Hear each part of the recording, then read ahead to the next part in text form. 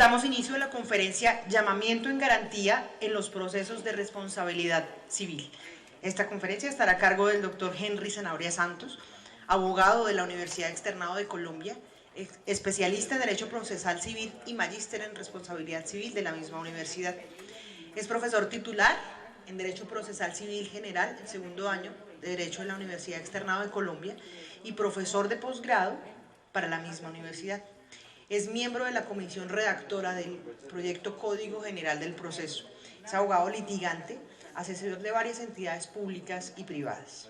Autor de los libros Configuración Procesal de la Pretensión de Tutela y Nulidades en el Proceso Civil. Doctor Henry, bienvenido.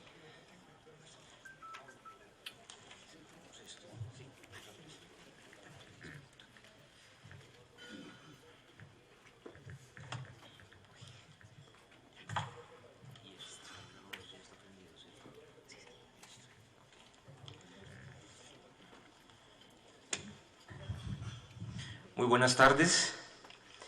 Agradezco a los organizadores de este evento. Es un honor para mí estar aquí el día de hoy.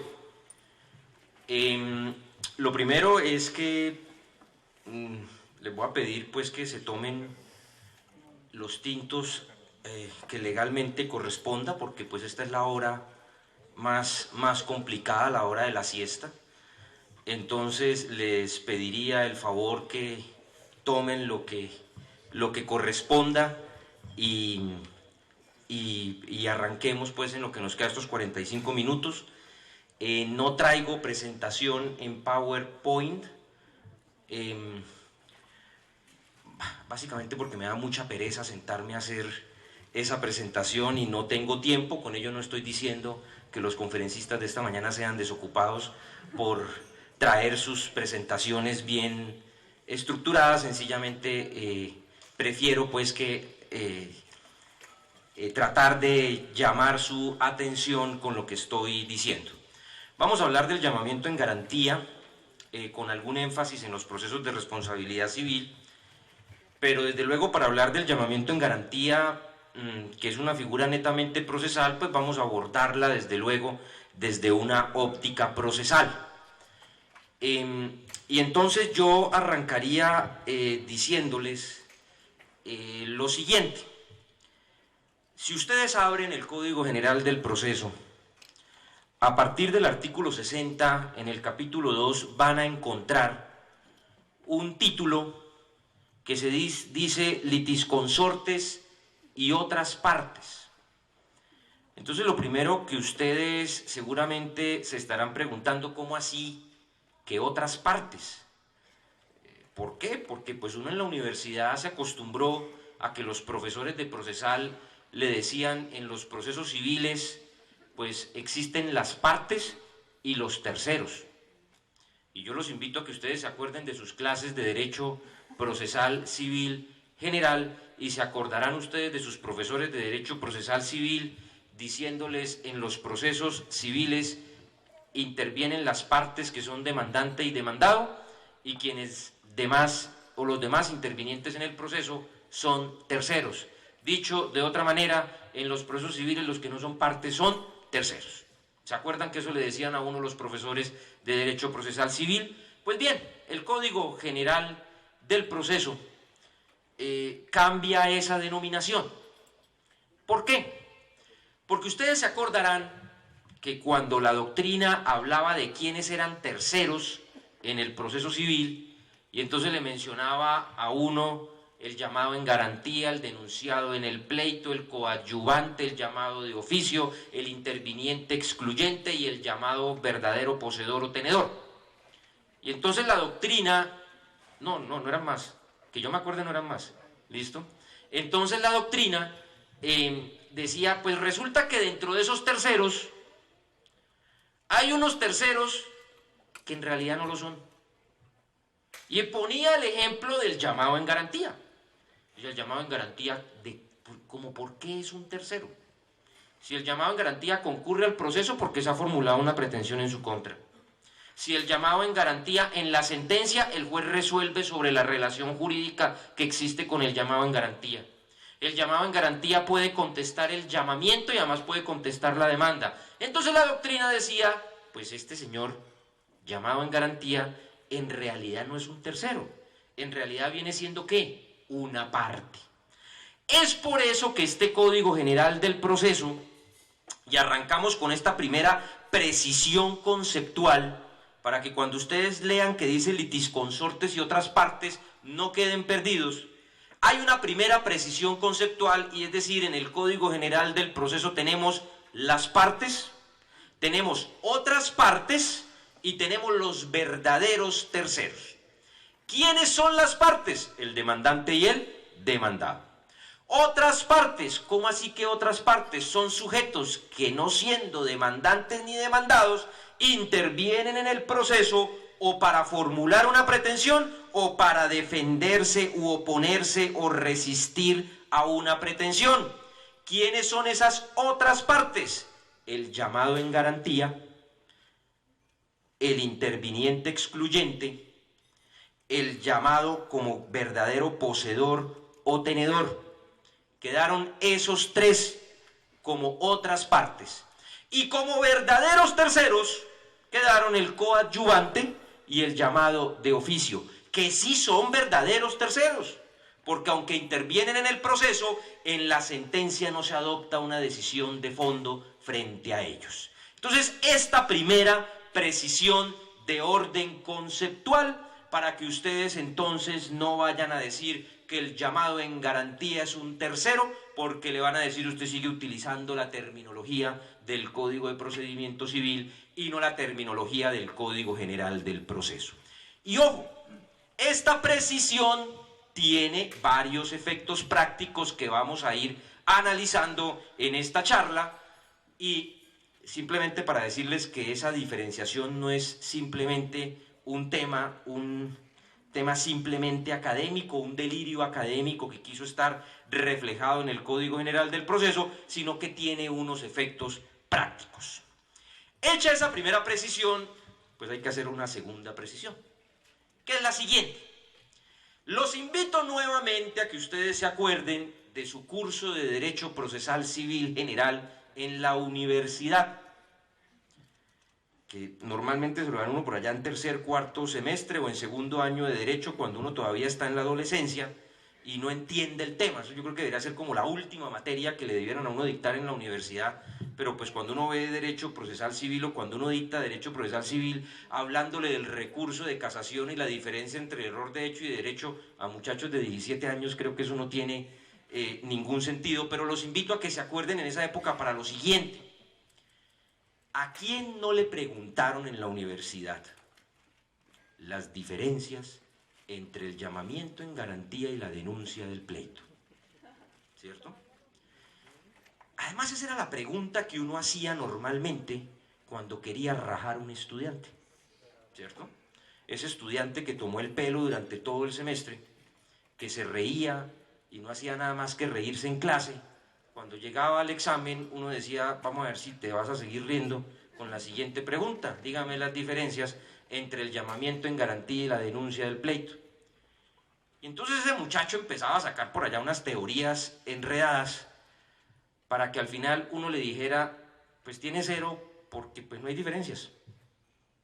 Llamamiento en garantía y la denuncia del pleito, para efectos puramente procesales, era lo mismo.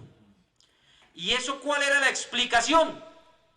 Alguna jurisprudencia de los años 50 en Colombia que dijo, en el contrato de compraventa, la obligación de saneamiento por evicción a cargo del vendedor y a favor del comprador, dijo esa jurisprudencia, se hace efectiva a través de la denuncia del pleito.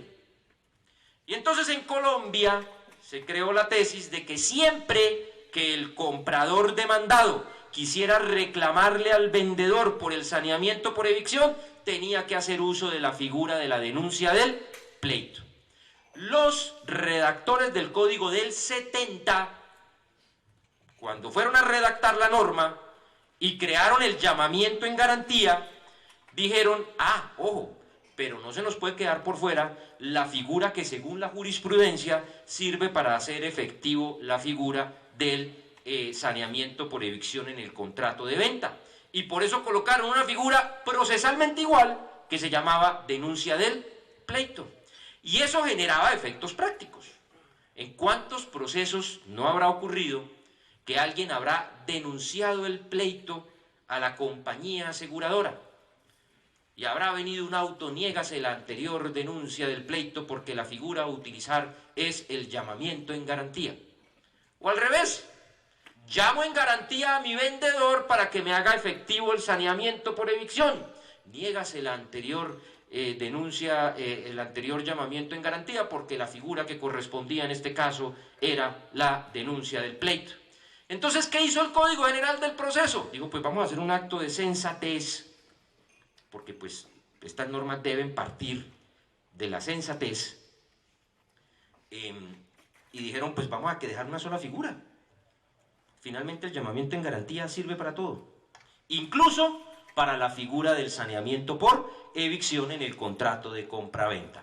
Por esa razón, si ustedes en el Código General del Proceso empiezan a buscar la denuncia al pleito, no la van a encontrar, porque ahora solamente tenemos una figura unificada que es el llamamiento en garantía. Y para evitar que alguien dijera, al no haber contemplado el Código General del Proceso la figura de la denuncia del pleito, significa que ya no hay un mecanismo procesal para hacer efectivo el saneamiento por evicción en el contrato de compraventa.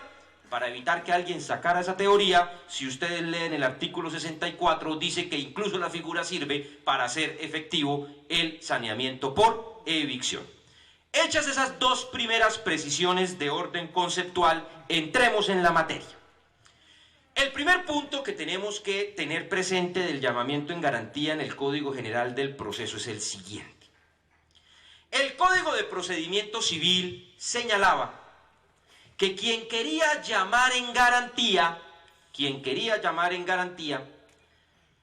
tenía que acompañar prueba siquiera sumaria de la relación legal o contractual que le permitía llamar en garantía.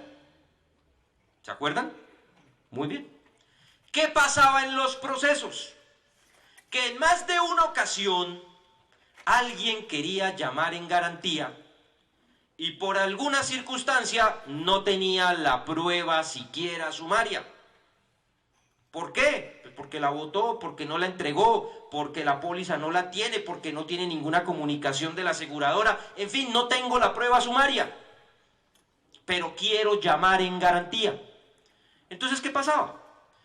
Habían llamamientos en garantía donde se decía, llamo en garantía a esta persona, pero señor juez, le informo que en mi poder no tengo la prueba siquiera sumaria. Y no tengo la prueba siquiera sumaria, pero señor juez, estoy pidiendo interrogatorio de parte al llamado en garantía.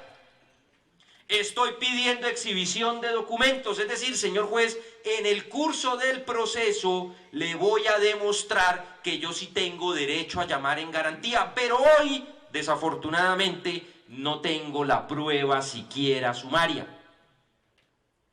Salía un auto, niégase el anterior llamamiento en garantía porque la norma es absolutamente clara en indicar que usted tiene que acompañar prueba siquiera sumaria y no la acompañó, rechaces el anterior llamamiento en garantía.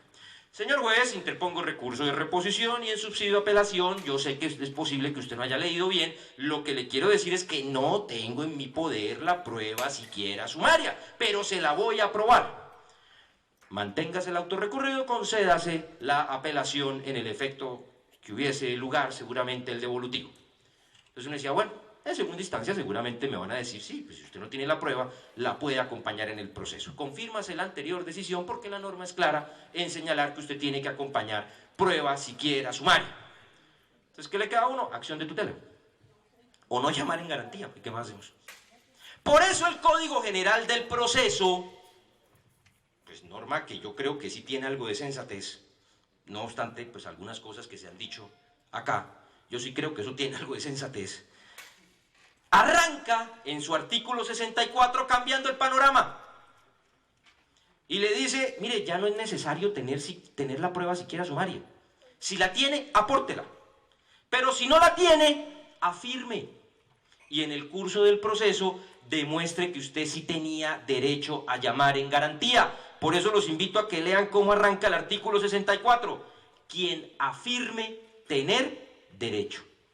Eso significa que para llamar en garantía ya no es necesario tener en su poder esa prueba siquiera sumaria. Desde luego, si ustedes la tienen en su poder, pues apórtenla. Pero si no la tienen, afirmen que ustedes tienen derecho a llamar en garantía y en el curso del proceso lo tendrán que hacer. Es dicho de otra manera, ya no se pueden negar llamamientos en garantía por no tener la prueba siquiera sumaria. Bien, otro punto que ustedes deben tener muy presente en tratándose del llamamiento en garantía desde el punto de vista netamente procesal es el siguiente. Durante mucho tiempo, y a ustedes seguramente les pasó, que uno va por la calle, ¿no? Y se encuentra pues a un amigo que no se encuentra hace rato. Y ese amigo, pues en lugar de saludarlo a uno, preguntarle cómo está la familia, cómo no, le dice, ya que me encontré contigo, te voy a preguntar lo siguiente que tengo en un proceso, ¿no? Entonces uno le dice, tan querido, pues sí, pues cuente a ver que no.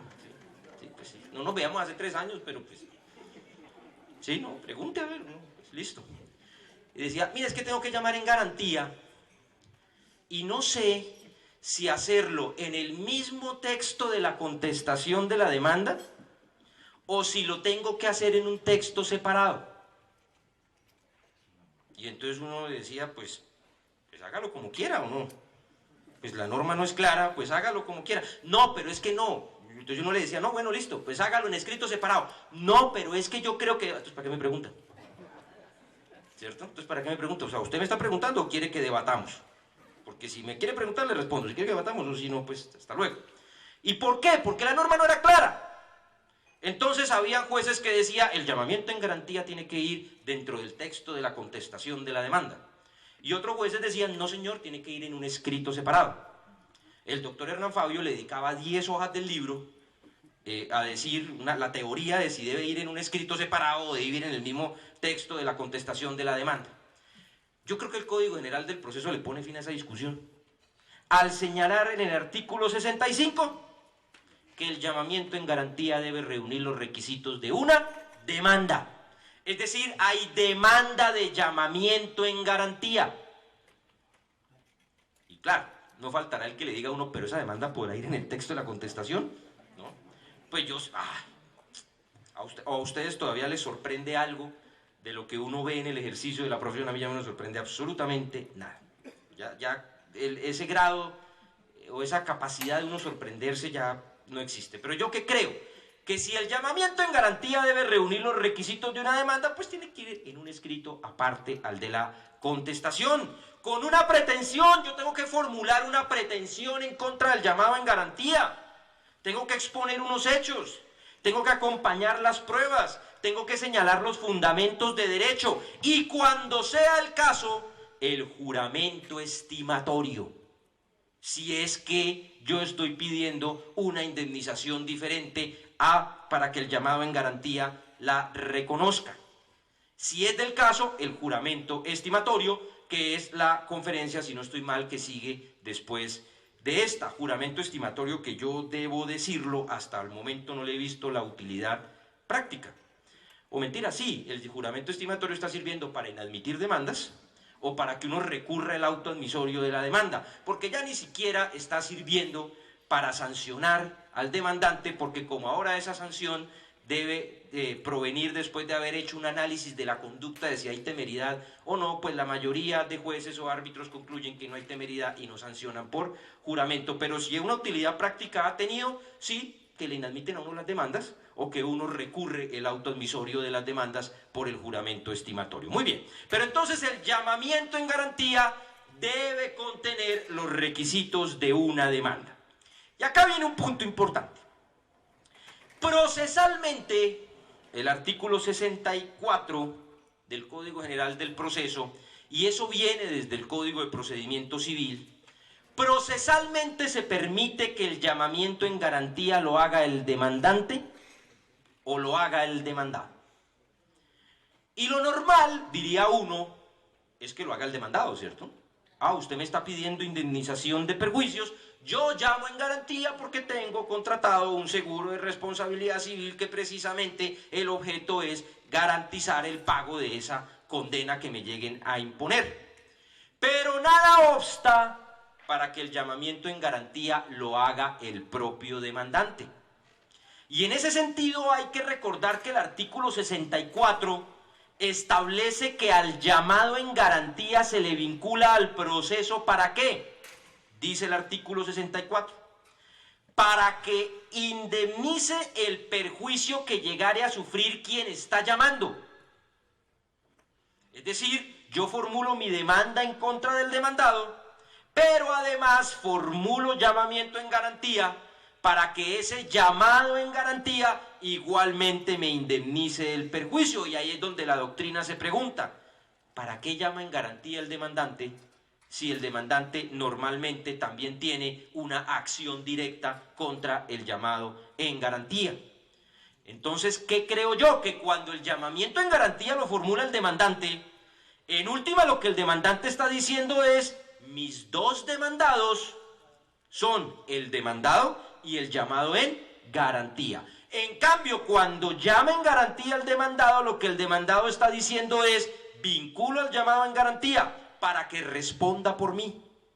Y responda por mí pagando la condena o responda por mí reembolsándome lo que yo llegare a pagar. Eso es lo que la jurisprudencia llama que la pretensión de reversa o de retorno o de reintegro en contra del llamado en garantía. Entonces, en un proceso de responsabilidad civil, pues uno como demandante tiene varias opciones. Demando a las dos personas, porque yo tendría eventualmente acción directa en contra de ellos dos. Demando a uno de ellos y formulo llamamiento en garantía, que en la práctica estaría haciendo lo mismo el demandante. O el demandado vincula el llamado en garantía para que pague por él o para que le reembolse. Muy bien. Vienen otros temas que tienen algún interés, que son los siguientes. Ustedes se acuerdan que en el Código de Procedimiento Civil disponía la norma que, admitido el llamamiento en garantía, el proceso se suspendía hasta por 90 días. La norma decía hasta por 90 días. En la práctica era que el proceso quedaba suspendido 90 días. Y era hasta por 90 días porque si el llamado en garantía se notificaba antes, pues se reanudaba el proceso. Pero finalmente el proceso quedaba quieto. Y cuando quedaba suspendido, pues a usted no le entregaban ni medio oficio. Usted no podía ni siquiera pedir una medida cautelar porque le decían, pero doctor, si el proceso está suspendido, ¿cómo hacemos? Porque si lo llegamos a adelantar estamos incurriendo en una causal de nulidad, adelantar el proceso estando legalmente suspendido. Por eso el Código General del Proceso dijo lo siguiente: admitido el llamamiento en garantía, el proceso no se suspende, el proceso sigue su curso. Y yo tengo 6 meses para notificar al llamado en garantía, pero mientras tanto el proceso no está suspendido. Eso permite, por ejemplo, ¿qué? Que yo pida una medida cautelar en contra del llamado en garantía y la puedan decretar y practicar mientras el llamado en garantía se vincula al proceso. Esos 6 meses, repito, porque ya he escuchado quienes dicen que son 6 meses de suspensión, no, son 6 meses que da la ley para notificar al llamado en garantía. Si pasados esos 6 meses el llamado en garantía no se ha podido notificar, el proceso seguirá su curso sin la intervención del llamado y se resolverá sin el llamado. Pero lo importante aquí es que el proceso ya no se suspende. Y viene otro punto importante: el término de duración del proceso. Yo creo que si la Ley Procesal Civil colombiana, el Código General del Proceso, le está dando al llamado en garantía la calidad de parte, yo soy de la tesis que el término de duración del proceso, cuando hay llamamiento en garantía, no empieza a contabilizarse sino hasta la notificación del llamado en garantía. Es decir, no se notificaría no se empezaría a computar a partir de la notificación al demandado, como lo dice el artículo 121 del Código General del Proceso, sino que ese término de un año existiendo llamamiento en garantía tiene que empezar a contabilizarse a partir de la notificación del llamado. De lo contrario, pues ya prácticamente con llamamiento en garantía al juez se le vencería el término de duración del proceso, porque la misma ley está dando hasta 6 meses para poderlo notificar. Y bien, otro punto importante aquí, procesal. Si la conferencia estaba pues muy procesal, pues ¿qué podemos hacer? ¿Para qué me invitan o no? ¿Cierto? Pues de eso es lo que yo hablo, pero ahí le vamos dando algún énfasis. Ojo, ¿qué pasaba en el Código de Procedimiento Civil? En el Código de Procedimiento Civil, cuando uno lo llamaban en garantía y lo notificaban, lo ponían a correr. Porque resulta que es que el término de comparecencia era de 5 días. Entonces el Código General del Proceso dijo, otra de las consecuencias procesales de que el llamado en garantía sea parte, es que debe tener el mismo término de traslado que tuvo el demandado. Luego, hoy en día, si el demandado tuvo un término de traslado de 20 días, cuando se admita llamamiento en garantía, el llamado en garantía debe contar con el mismo término de comparecencia, el mismo término de traslado, es decir, los mismos 20 días. Y ese es un punto muy importante que quedó en el artículo 66. Y viene otro tema que es importante y es el siguiente. Y ustedes acordarán esta discusión en los procesos de responsabilidad civil, en el Código de Procedimiento Civil. Se demandaba a la EPS en un proceso de responsabilidad médica, se demandaba a la IPS y se demandaba al médico. Los 3 demandados. Entonces la EPS decía, pues yo llamo en garantía a la IPS y al médico, porque yo finalmente como EPS, pues yo cumplí con mis obligaciones. Allá les prestaron el servicio en una institución médica especializada, tuvo toda la cobertura, en realidad yo no tuve responsabilidad alguna porque fue un error médico, no un error de la EPS. Entonces yo llamo en garantía en este mismo proceso a la IPS y al médico, quienes también son demandados. Es decir, llamamiento en garantía entre codemandados. Pues resulta que en vigencia del Código de Procedimiento Civil, los jueces le decían a uno, niégase el anterior llamamiento en garantía, porque esas personas que usted está llamando en garantía ya están vinculados al proceso como demandados. Es decir, ya son parte. Y en un proceso nadie puede tener la doble condición de parte y tercero. Habían juzgados que sí lo admitían, pues desde luego, pero diéramos la tendencia generalizada era no permitir llamamientos en garantía entre codemandados. Y la verdad es que el Código General del Proceso hizo la siguiente reflexión. ¿Qué obstáculo sustancial o procesal existe para que entre los demandados se puedan llamar en garantía? En realidad uno no encuentra ningún obstáculo de derecho sustancial ni ningún obstáculo de derecho procesal. Por eso el Código General del Proceso le puso fin a esa discusión. Y además hay que decir que esa discusión la culpa fue del doctor Hernán Fabio, porque él en el libro dijo que una persona no podía ser al mismo tiempo parte y tercero, es decir, que no había llamamiento garantía entre codemandados.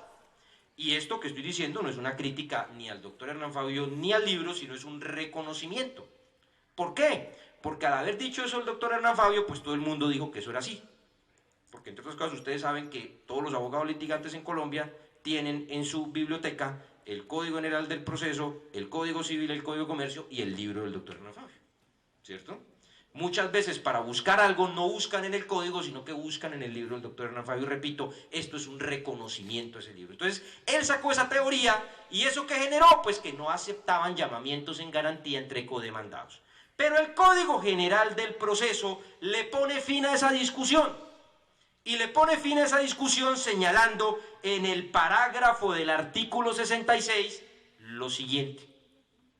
no será necesario notificar personalmente el auto que admite el llamamiento cuando el llamado actúe en el proceso como parte o como representante de alguna de las partes. Palabras más, palabras menos, lo que está diciendo es que se pueden llamar en garantía entre codemandados. ¿Y cómo será la situación procesal o sustancial?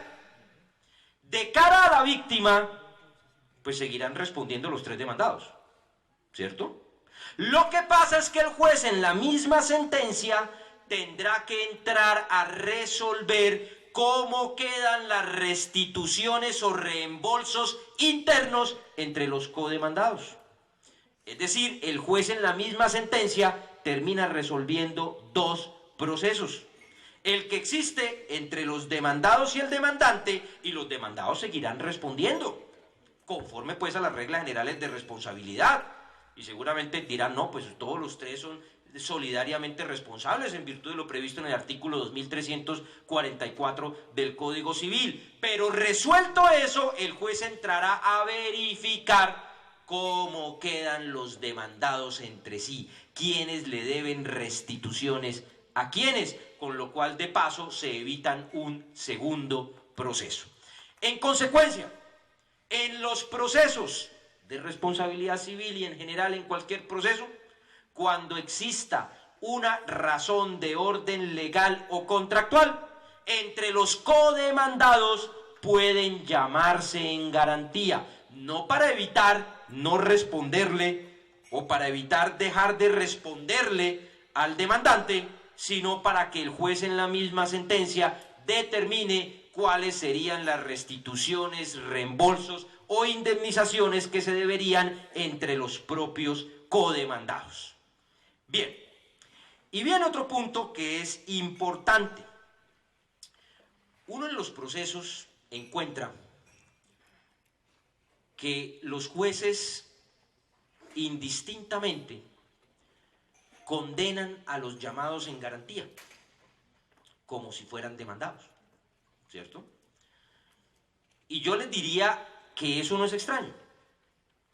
Todo dependerá de la relación sustancial que exista entre el demandado y el llamado en garantía. Y dependiendo la relación sustancial, el juez en la sentencia condenará al demandado y podrá disponer que esa condena o por esa condena también deba responder el llamado en garantía, de tal suerte que el demandante se la pueda exigir o al demandado o al llamado en garantía. O dependiendo la relación sustancial, el llamado en garantía no quedará obligado con el demandante, sino que quedará obligado a reembolsarle al demandado el valor de la condena que ese demandante deba pagar. Todo dependerá ¿de qué? Dependerá de la relación sustancial que dio origen al llamamiento en garantía. Seguramente en los procesos de responsabilidad civil, si estamos hablando de una póliza de responsabilidad civil, pues seguramente el aseguradora también tendrá que responder, porque precisamente ese es el objeto del contrato de seguro. No hay una obligación de reembolso, sino de indemnizar ese perjuicio. Pero todo dependerá de la relación sustancial. Y ojo, el juez debe ser muy claro en su sentencia de qué manera entra a responder el llamado en garantía. Y ese es un tema que debe tener absoluta claridad en la sentencia, si el llamado en garantía queda obligado a indemnizar directamente al demandante o si el llamado en garantía a lo que queda obligado simplemente es a reembolsarle al demandado lo que éste llegare a pagar. Y viene un punto muy importante que es el siguiente, porque se está debatiendo mucho, y es, hablemos un poco del proceso arbitral, porque este es un tema que está de moda, que se está presentando y que tiene una importancia en temas de responsabilidad contractual y para la industria aseguradora, que es el siguiente.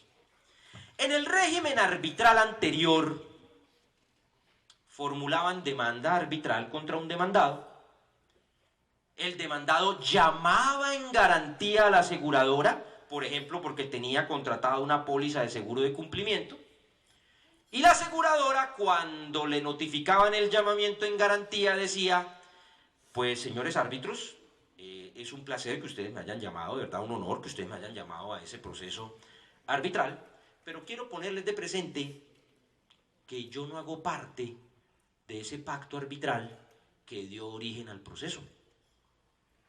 Ese es un contrato celebrado entre A y B, pero yo ahí como aseguradora no hago parte de ese contrato. Y si no hago parte de ese contrato, pues no tengo pacto arbitral, por ende, ustedes no tienen competencia para juzgarme a mí como llamado en garantía.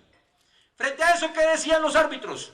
Le asiste razón a la empresa llamada en garantía, y en virtud del principio de habilitación que rige en materia arbitral, advierte este tribunal que efectivamente el contrato fue celebrado entre A y B, la aseguradora no hace parte de ese contrato, y por no hacer parte de ese contrato, pues no se vinculará a este proceso arbitral. Y entonces, pues no había llamamiento en garantía en el proceso arbitral. Solamente cuando el llamado en garantía decía: listo, perfecto, yo acepto ese pacto arbitral. Pues bien, ¿qué pasó? La nueva ley de arbitraje cambió el tema por completo. Y cambió el tema por completo en un parágrafo. En el parágrafo del artículo 37 de la ley de arbitraje. Porque ese parágrafo del artículo 37 de la ley de arbitraje dijo lo siguiente: cuando se llame en garantía a una persona que ha garantizado el cumplimiento de las obligaciones derivadas de un contrato que contiene pacto arbitral, aquella quedará vinculada a los efectos del mismo. ¿Qué significa? Que cuando una persona se compromete a garantizar el cumplimiento de las obligaciones surgidas de un contrato que tenga pacto arbitral, afianza las obligaciones surgidas de un contrato que tenga pacto arbitral, se obliga a responder por el cumplimiento de esas obligaciones de un contrato que tenga pacto arbitral, queda vinculado al contrato y por ende queda vinculado al pacto arbitral. Palabras más, palabras menos, en el mundo asegurador, compañía que otorgue una póliza de cumplimiento de un contrato con pacto arbitral queda vinculado a los efectos del pacto arbitral. Bajo la siguiente lógica: si usted está garantizando el cumplimiento de ese contrato, si usted conoce ese contrato, lo conoce tanto que hasta se obliga a responder por el deudor, pues no venga a decir que aceptó ese contrato, pero no aceptó el pacto arbitral. Usted queda vinculado a los efectos de ese pacto arbitral, luego en el proceso arbitral lo podrían llamar en garantía y tendría que entrar a jugar en ese proceso arbitral como una parte más, así no haya suscrito el contrato que tenga pacto arbitral. Al haberse obligado a garantizar el cumplimiento de esas obligaciones, quedó vinculado al proceso. Y desde luego, pues esta norma fue demandada. ¿Y fue demandada por qué? Porque decían: pero ¿cómo así? ¿Dónde está la manifestación expresa de someterse a decisión de un tribunal de arbitraje? Si ese garante, si esa compañía aseguradora lo único que dijo era que ella garantizaba el cumplimiento de las obligaciones de ese contrato, ¿dónde está su manifestación de someterse a decisión arbitral? La Corte Constitucional, en la sentencia C-170 del año 2014, C-170, señaló que esta es una norma que se ajusta a la Constitución política y parte de la base que quien afianza el cumplimiento de un contrato luego no puede venir a decir que no acepta ese contrato en lo que tiene que ver con el pacto arbitral. Esto en la práctica, ¿qué ha generado?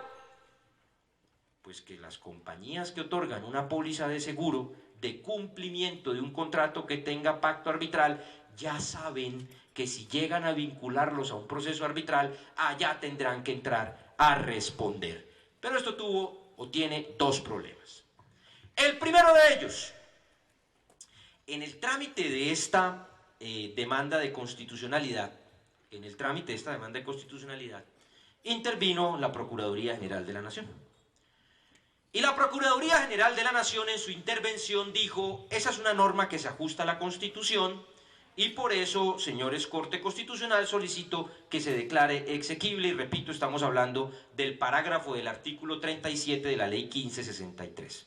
Pero, dijo la Procuraduría, debe entenderse que para que esta norma se entienda ajustada a la Constitución, solamente se le puede aplicar a los contratos de seguro celebrados luego del 12 de octubre de 2012, que fue cuando empezó a regir el estatuto arbitral. Y ojo, la discusión en este trámite de constitucionalidad no era a qué contratos de seguro se le aplicaba la norma. La discusión en el trámite de constitucionalidad era si esa norma se ajustaba o no a la Constitución por un tema de voluntariedad del arbitraje.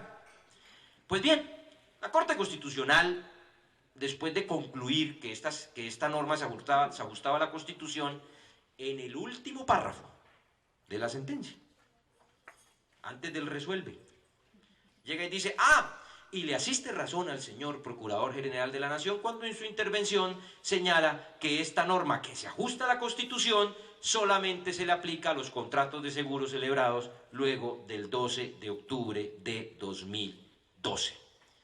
Entonces, una norma de carácter procesal, como yo creo que es esta, que tiene vigencia inmediata, pues la Corte Constitucional en esta sentencia terminó dándole el alcance de una norma de derecho sustancial y desde luego solamente se le aplica a los contratos de seguro celebrados luego del 12 de octubre de 2012. Y viene una discusión importantísima, interesantísima, y es eso que dijo la Corte Constitucional, ¿hace parte de la ratio decidendi o eso es un obiter dicta?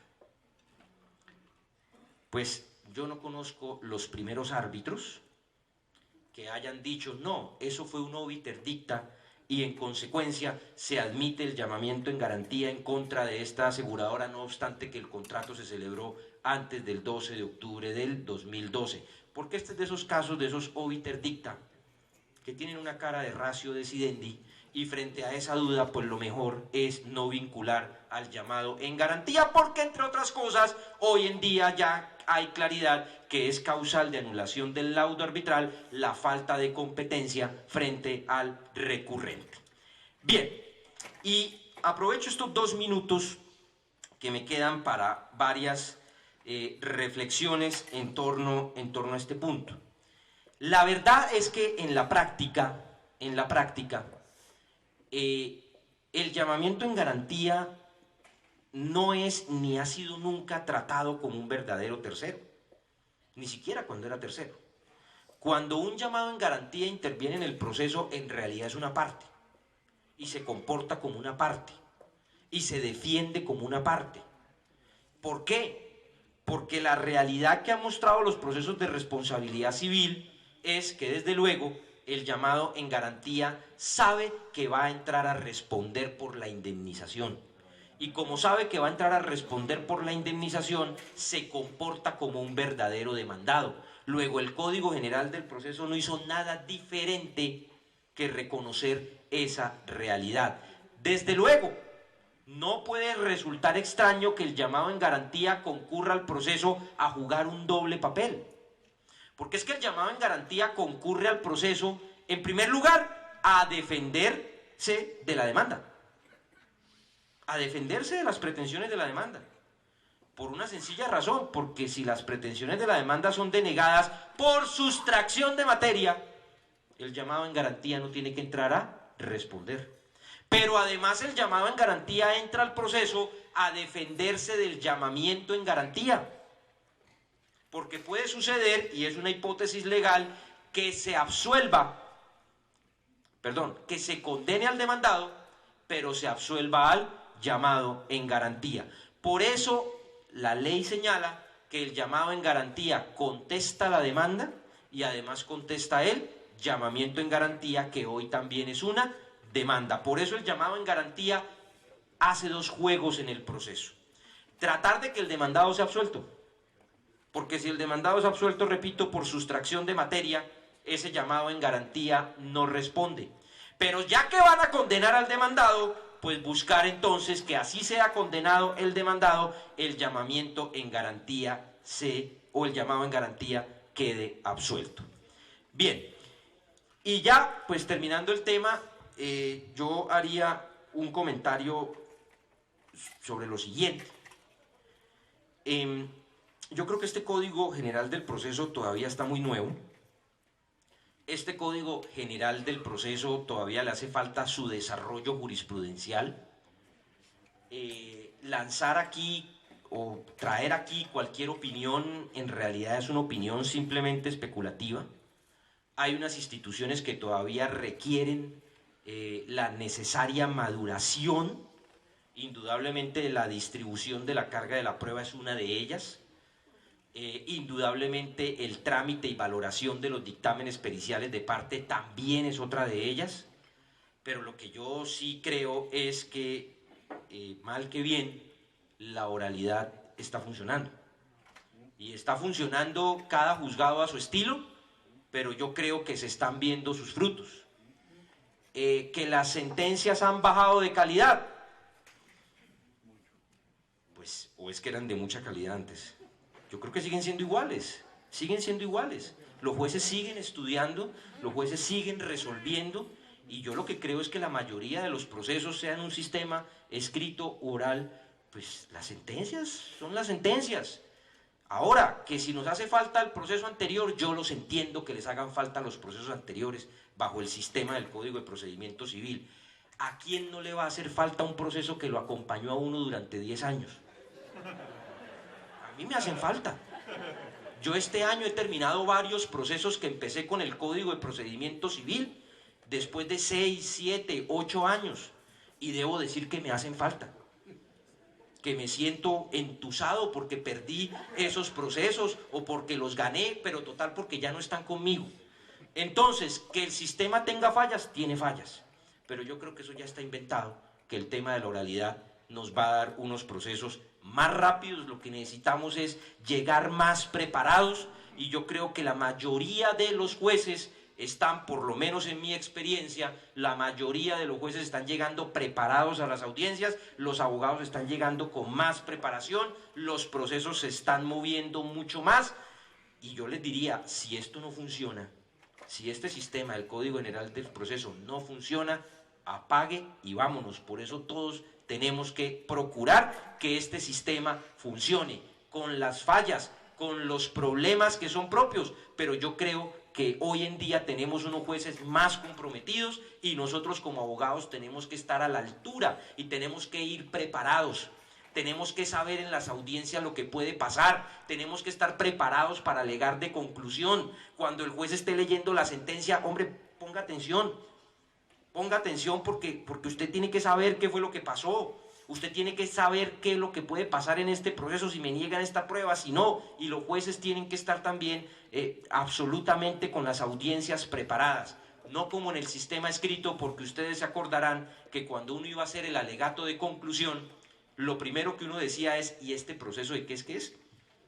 Porque claro, desde el momento en que usted hizo la demanda, al momento que llegó a hacer los alegatos de conclusión, habían pasado 8, 9 años y usted ya no sabía este proceso de qué era. Entonces yo sí creo que, con independencia de si las sentencias son de mayor calidad o de mejor calidad, de si se están negando los derechos, de si no se están reconociendo las pruebas, que eso por andar corriendo, eso ya la cosa no es como era antes, pues claro, pero eso era lo que estaba pidiendo toda la comunidad jurídica. Yo me acuerdo hace 5 años, todos nos quejábamos y decíamos, necesitamos una solución, necesitamos que los procesos vayan más rápido. Ahora lo que uno ve es que yo a los abogados decimos, no, nos está haciendo falta cuando los procesos eran más demorados, y yo creo que eso no puede ser lo que estamos nosotros buscando. Muchas gracias.